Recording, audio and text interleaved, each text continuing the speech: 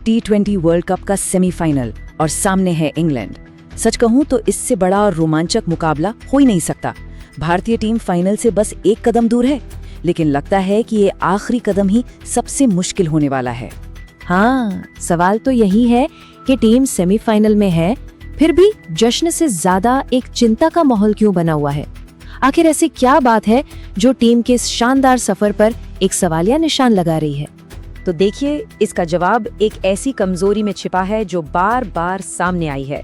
एक ऐसी परेशानी जो जीत के बावजूद भी टीम का पीछा नहीं छोड़ रही है। चलिए अब इसमें थोड़ा और गहराई से उतरते हैं और इस पूरी कहानी को समझते हैं। तो सबसे पहले बात करते हैं इस करो या मरो वाले सेमीफाइनल की। और याद रखिए, दांव पर घरेलू जमीन की इज्जत भी है। ये सिर्फ एक मैच नहीं है, ये एक नॉकआउट जंग है, जहां एक भी गलती का मतलब है टूर्नामेंट से सीधा बाहर। 5 मार्च को खेल का नियम बिल्कुल साफ है, एकदम सीधा। जो जीता वो फाइनल का टिकट कटाएगा और जो हारा उसका सफर यहीं खत्म हो जाएगा। कोई दूसरा मौका नहीं मिलने वाला। और यहीं से हम आते हैं अपनी पड़ताल के दूसरे और सबसे अहम हिस्से पर, बल्लेबाजी की पहेली, जो अब एक अस्थिरता की कहानी बन चुकी है। टीम जीत तो रही है, इसमें कोई शक नहीं, लेकिन बल्लेबाजी का जो प्रदर्शन है वो बहुत चिंताजनक रहा है। और ये बात इस कोर्ट में बिल्कुल साफ झलकती है। घरेलू मैदान पर सबसे बड़ी उम्मीद यही थी कि हमारे बल्लेबाज हावी रहेंगे, एक चैंपियन की तरह खेलेंगे। लेकिन हुआ क्या?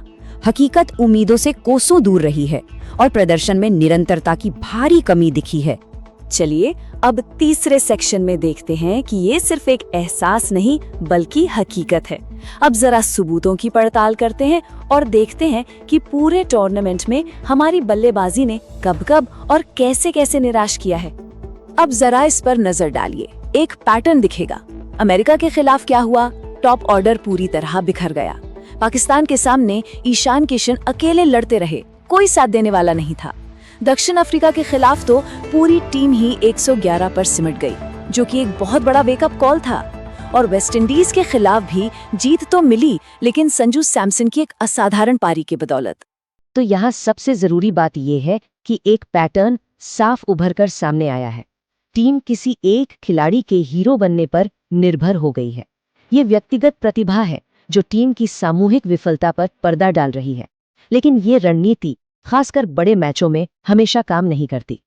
अच्छा, अब टीम से हटकर कुछ उन बड़े खिलाड़ियों के प्रदर्शन पर एक नजदीकी नजर डालते हैं जो इस पूरे टूर्नामेंट में अपनी लय हासिल करने के लिए संघर्ष करते हुए नजर आए हैं।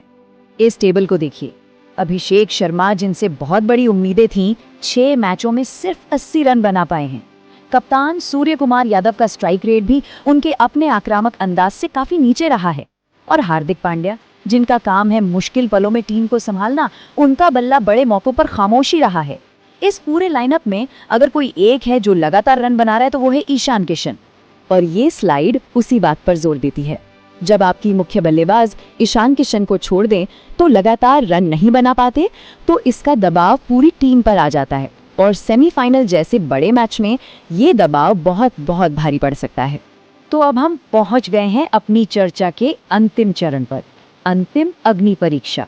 ये सेमीफाइनल मैच सिर्फ एक और खेल नहीं है, बल्कि इस टीम के लिए ये असली इम्तिहान है। इस एक मैच में कोच गौतम गंभीर की सारी रणनीतियों और कप्तान सूर्य कुमार यादव की लीडरशिप का पूरा निचोड़ सामने आ जाएगा। सवाल यही है कि क्या वे इस सबसे बड़ी चुनौती के समय अपनी टीम को इस मुश्किल से उबार पाएंगे। और ये बात बहुत दिलचस्प है कि भारत के सामने असल में एक नहीं बल्कि 2 प्रतिद्वंदी हैं। एक तो मैदान पर इंग्लैंड की मजबूत टीम है, और दूसरा, जो शायद ज्यादा खतरनाक है, वो है खुद की बल्लेबाजी की कमजोरी। और आखिर में ये बात इस पूरी कहानी का सार है। असली लड़ाई इंग्लैंड से उतनी नहीं है जितनी अपनी अंदरूनी कमियों से है। क्या टीम इस चुनौती से पार पाकर एक चैंपियन की तरह उभर पाएगी? यही असली कसौटी है। तो सवाल बस यही बचता है, क्या भारतीय बल्लेबाजी सेमीफाइनल के बड़े दबाव में बिखर जाएगी, या फिर यही वो मंच होगा जहां वे सब एकजुट होकर आलोचकों को गलत साबित करेंगे? जवाब जो भी हो, हमें जल्द ही मिल जाएगा।